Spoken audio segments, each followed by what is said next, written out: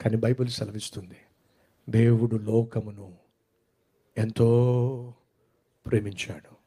తన కళ్ళ ముందే తాను సృష్టించిన మనిషి చేసిన పాపిష్టి పనులను బట్టి నశించి నరకానికి వెళ్ళిపోతున్నప్పుడు ఆయన మౌనంగా ఉండలేకపోయాడు. వాళ్ళను రక్షించటానికి తనకున్న ఏకైక కుమారుడైన యేసుక్రీస్తును ఈ లోకానికి పంపించాడండి. ఆయనను ఈ లోకంలో పరిపాలించే మహారాజుగా పంపించలేదండి, లేదా గొప్ప అధికారిగా ధనవంతుడిగా పంపించలేదండి.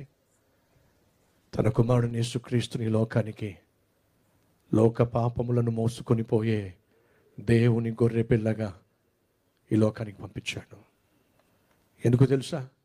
నిన్ను ఆయన ప్రాణంగా ప్రేమించాడు కాబట్టి తన కుమారుణ్ణే నువ్వు చేసిన పాపిష్టి పనులను బట్టి నీకు రావలసినటువంటి శిక్ష అంతటిని కూడా తన కుమారుడు భరించులాగున, నీ శిక్ష ఆయన భరించటం ద్వారా నువ్వు నరకానికి వెళ్లకుండా పరలోకానికి రావాలని చెప్పి దేవుడు తన కుమారుణ్ణి 2000 సంవత్సరాల క్రితం ఈ భూమి మీదకు పంపించాడు. యేసు ఈ లోకానికి వచ్చింది క్రైస్తవుల కోసం కాదు, యూదుల కోసం మాత్రమే కాదు. యేసు ఈ లోకానికి వచ్చింది నశించిన వారిని వెదకి రక్షించడానికి యేసు ఈ భూమి మీదకి వచ్చాడు. సహోదరి, సహోదరుడా, నువ్వు నేను ఒకరోజు పోతాం, కానీ పోయే ముందు ఈ భూమి మీద యేసును కలుసుకోవాలి. ఈ భూమి మీద యేసును కలుసుకోకపోతే పరలోకంలో యేసును కలుసుకోవడం సాధ్యము కాదు. ఎందరైతే ఆయనను అనగా యేసును అంగీకరించెదరో వాళ్ళందరికీ దేవుని కుమారులు అయ్యే అధికారం దేవుడు అనుగ్రహిస్తున్నాడు. వినండి, పరలోకంలో ఎవరుంటారు? పరలోకంలో పరిశుద్ధుడైన దేవుడు ఉంటాడు. ఇంకెవరు ఉంటారు? ఆయన బిడ్డలు ఉంటారు. మీ ఇంట్లో ఎవరున్నా చెప్పండి, మీ బిడ్డలు ఉంటారు. మరి పరలోకంలో దేవుడు ఉంటే దేవుని బిడ్డలు ఉండాలి. ఇప్పుడు నువ్వు నేను పరలోకంలో ఉండాలంటే మనం ఏం కావాలి చెప్పండి? చెప్పండి, దేవుని బిడ్డలం కావాలి. అవునా? మనం దేవుని బిడ్డలం కావాలి. దేవుని బిడ్డలం కాకుండా పరలోకంలో దేవుడితో ఉండే ఛాన్స్ లేదో. మన పక్కింటి వాళ్ళ పిల్లలు వస్తారు, కానీ కాసేపు వచ్చి వెళ్ళిపోతారు. వాళ్ళు మన ఇంట్లో ఉండడానికి అవకాశం లేదు. ఎందుకని? వాళ్ళు మన బిడ్డలు కాదు. మన బిడ్డలు మాత్రమే మన ఇంట్లో ఉంటారు. దేవుని బిడ్డలు మాత్రమే దేవునితో ఉంటారు.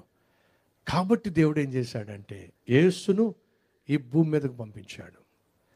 ఎవరైతే ఆ యేసును విశ్వసిస్తారో, అంగీకరిస్తారో వారి వారి ఆత్మ మీద ఆయన ముద్ర వేస్తున్నాడు. ఏమని? ఇతడు నా కుమారుడు, ఈమె నా కుమార్తె. ఎవరైతే క్రీస్తును భూమి మీద అంగీకరిస్తారో వారిని దేవుడు పరలోకంలో తన కుమారులుగా కుమార్తెలుగా అంగీకరిస్తాడు. క్రీస్తును నువ్వు ఈ భూమి మీద అంగీకరించకుండా నిన్ను పరలోకంలో దేవుడు అంగీకరించే ఛాన్స్ లేదో. ఆ రోజు యేసు ఈ భూమి మీద జన్మించిన సందర్భంలో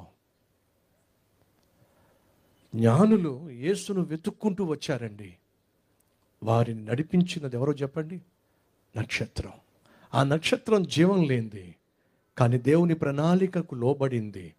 జ్ఞానులను యేసు ఉన్న చోటికి నడిపించింది.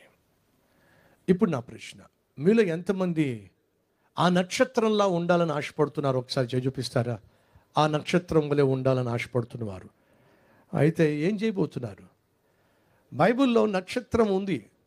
నక్షత్రంను గూర్చి బైబిల్ ఉంది. దానియేలు గ్రంథం 12వ అధ్యాయము 3, 4, 5 వచనాల్లో ఏమని? ఎందరైతే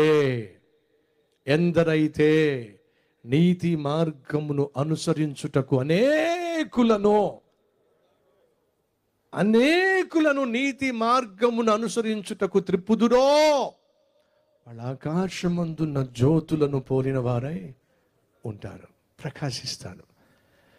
మీలో ఎంతమంది ఆ క్రీస్తును అంగీకరించారో ఒకసారి చేయి చూపిస్తారా?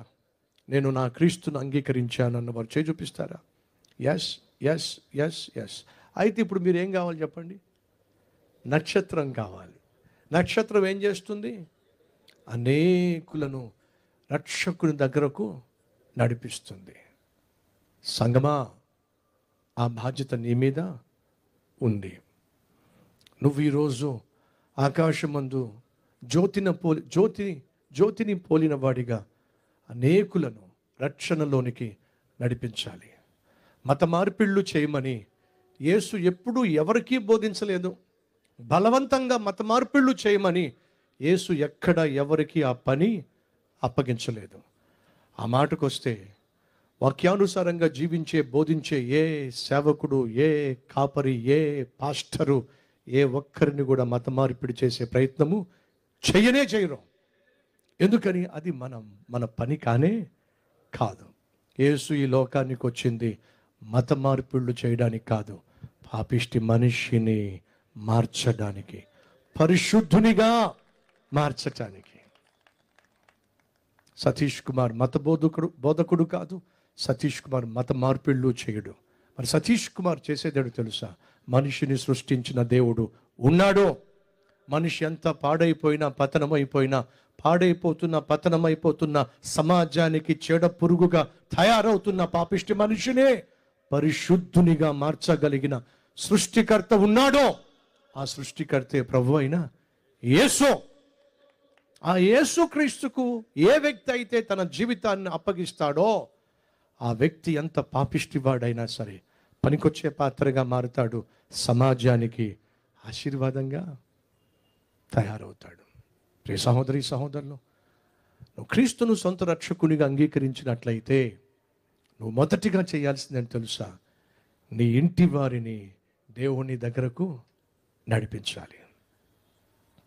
త్రాగుబోతులు, తిరుగుబోతులు, సమాజానికి అడ్డుబండలుగా తయారవుతున్న వాళ్ళు చాలామంది ఉన్నారు. 6 సంవత్సరాల పసికందును కూడా పాడు చేసేటటువంటి మానవ మృగాలు చాలా ఉన్నాయి. తిని తాగి తందనాలాడి ఇంటికొచ్చి భార్యను తన్నేటటువంటి దుర్మార్గంగా ప్రవర్తించేటటువంటి వాళ్ళు ఉన్నారు. వీళ్ళందరూ ఏం చేస్తున్నారు? ప్రశాంతంగా మనిషి బ్రతకకుండా సమాజాన్ని అశాంతితో నింపేస్తున్నారు. అటువంటి వారిని నా ప్రభు బాగు చేయగలడు, మంచి మనిషిగా తీర్చగలడు, మంచి మనిషిగా మార్చగలడు.